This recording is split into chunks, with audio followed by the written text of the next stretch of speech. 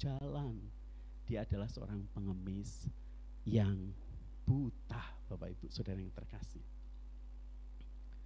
Bapak Ibu Saudara yang terkasih, ketika Bartimeus mendengar ada orang berbondong-bondong, karena dia tidak bisa melihat, dia pasti mendengar siapa itu yang datang. Yesus dari Nazaret. Yesus dari Nazaret. Yang datang adalah Yesus dari Nazaret. Tetapi unik sekali kalau kita memperhatikan bagian ini. Ketika Bartimeus memanggil Tuhan Yesus, dia tidak menyebutkan nama yang viral, yang dipahami oleh orang banyak, yaitu Yesus dari Nazaret itu. Karena pada waktu itu memang ada banyak nama Yosua, Yesus dan lain-lain. Nah, untuk mengenal Yesus ini siapa, maka disebutkan adalah Yesus dari Nazaret. Itu nama yang viral pada waktu itu. Ya. Tetapi Bartimeus tidak menyebutkan atau memanggil Yesus dengan sebutan Yesus dari Nazaret, kasihanilah aku. No. Enggak.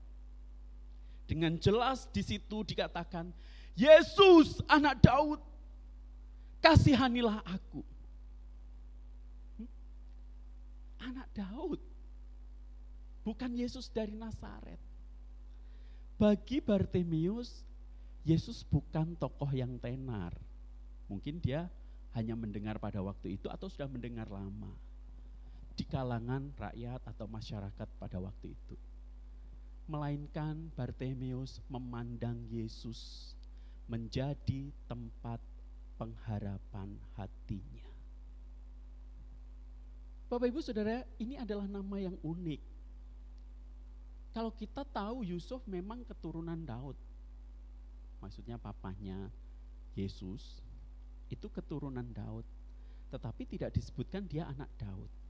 Di dalam perjanjian lama, penyebutan nama anak Daud itu hanya ditunjukkan untuk Mesias, bukan yang lain. Meskipun dia adalah keturunan dari Daud.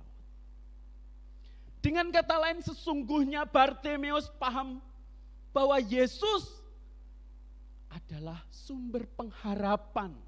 Seorang raja yang dijanjikan, yang akan menyelamatkan bangsa Israel dari perbudakan dan hukuman. Maka tidak heran kalau Bartimeus memanggil Tuhan Yesus dengan sebutan anak Daud. Bapak Ibu, seruan ini tidak hanya menyinggung hal keturunan, tetapi juga mengandung pertanyaan, apakah Yesus adalah raja yang dijanjikan? Raja masa depan yang mulia. Kita tidak paham benar apa pemahaman orang Yahudi tentang Mesias atau anak Daud yang dijanjikan. Memang di satu sisi mereka percaya bahwa Mesias akan menyelamatkan mereka dari segalanya, termasuk penjajahan dalam hal politik, menjadi raja begitu. Tetapi saya yakin dan percaya ketika Bartimeus memahami anak Allah ini, dia pun memahaminya dengan hal yang bukan sekedar pembebasan dari hal penjajahan dan politik. Dia meminta sebuah belas kasihan dari Tuhan, dari Kristus, sebuah pengharapan yang dia yakini bahwa itulah yang bisa diberikan hanya oleh anak Daud, yaitu Sang Mesias Yesus Kristus. Dari apa yang disampaikan oleh Bartimeus, ini sesungguhnya bukan sekedar sebuah seruan, tetapi juga sebuah permohonan. Orang Yahudi ketika memohon tidak boleh kepada manusia, hanya kepada Allah. Dan Bartimeus ingin mendapat bagian dalam rahmat, bukan dalam kemarahan raja yang akan datang. Bapak Ibu Saudara yang terkasih, ketika teriakan Bartimeus itu mengganggu orang-orang yang ada di sekelilingnya, maka orang-orang berkata, diam kau, berisik. Tetapi ketika Bartimeus ditegur oleh mereka, justru Bartimeus semakin berteriak lebih kencang, Bapak Ibu Saudara yang terkasih. Anak Daud, kasihanilah aku. Mendengar hal ini, kemudian Tuhan Yesus berhenti dan menyuruh orang memanggil Bartimeus. Panggillah dia. Akhirnya semua orang yang ada di tempat itu menjadi terdiam. Mereka akhirnya memanggil Bartimeus. Bapak Ibu Saudara yang terkasih, ada orang kemudian berkata, kuatkanlah hatimu, berdirilah, ia memanggil engkau. Seorang yang bernama Bartimeus yang buta itu akhirnya berdiri dan menanggalkan jubahnya untuk menghampiri Yesus, di mana dia telah menaruhkan pengharapannya. Dan kemudian Yesus bertanya kepada dia, apa yang kau kehendaki supaya aku perbuat bagimu? Bartimeus, orang buta itu berkata, Rabuni, supaya aku dapat melihat. Supaya aku dapat melihat. Permintaan macam apa ini bagi seorang pengemis?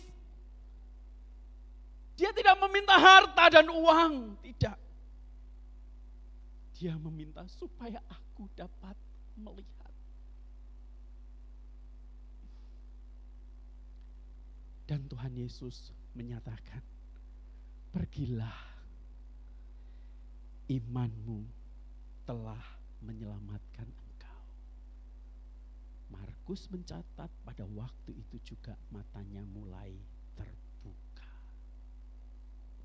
Matanya mulai terbuka, Bapak Ibu Saudara yang terkasih. Dia bisa melihat sebuah permintaan dari seorang pengemis buta bernama Bartimeus, ingin melihat anak Daud menyatakan karyanya di tengah-tengah dunia. Permintaan yang tidak semua orang inginkan. Dia hanya ingin melihat anak Daud yang adalah Mesias itu menyelesaikan karya penebusannya sampai akhir. Maka tidak heran Markus di bagian terakhir, setelah Bartimeus melihat, Bartimeus tidak diminta. Tuhan tidak meminta, ayo ikut aku. No. Tapi Tuhan, dia sendiri mengikuti Tuhan Yesus kemanapun dia pergi. Dengan rela hati, dia mengikuti Tuhan Yesus. Apa yang saya mau katakan Bapak Ibu? Mereka yang mendapat bagian dalam rahmat belas kasih anak Daud, dipanggil untuk menyelesaikan tujuan dari penderitaan Kristus dengan rela hati.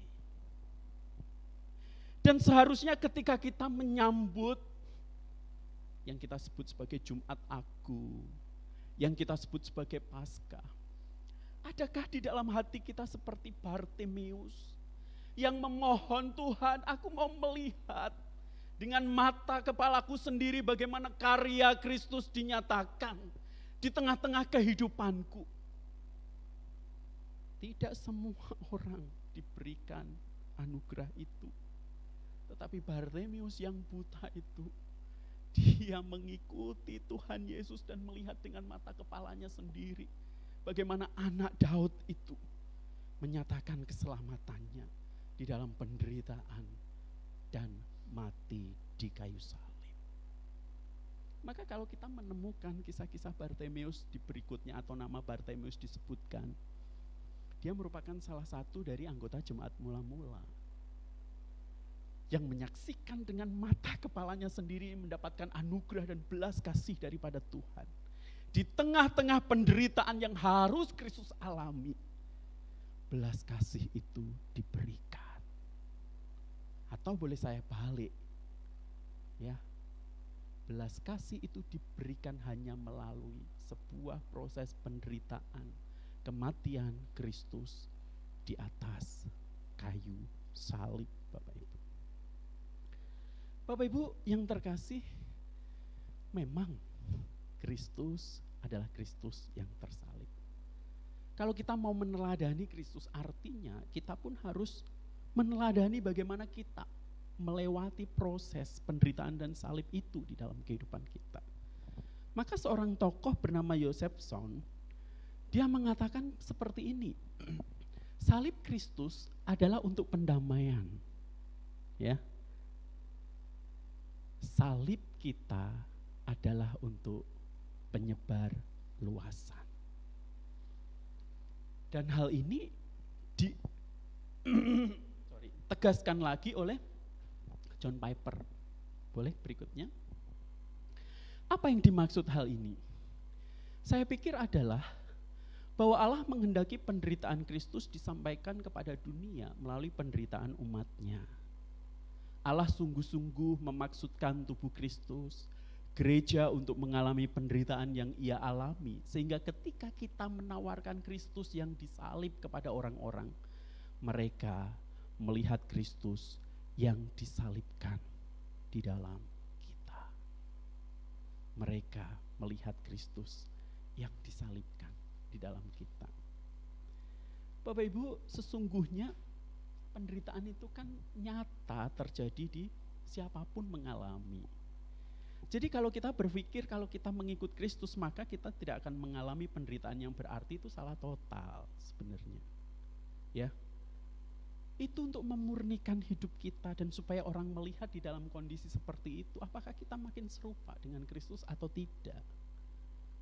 Nah, maka kalau di dalam perjalanan kita mengikut Kristus, terus kita mengalami hal-hal yang mungkin tidak seperti yang kita impikan, jangan coba-coba untuk kita lari, itu yang pertama.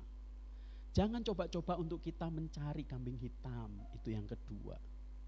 Terima itu, jalani itu dengan penuh pengharapan kepada Kristus. Siapa tahu belas kasih Kristus seperti yang dinyatakan kepada Bartimius itu juga dinyatakan kepada setiap kita, murid-muridnya. Dan ini tidak bisa kita sangkal. Coba kalau saya bertanya kepada bapak-bapak, ibu-ibu yang sudah dewasa nih, pernah nggak dalam perjalanan hidup kita semuanya mulus tanpa ada tantangan, semuanya baik-baik aja? Mr. Birawa?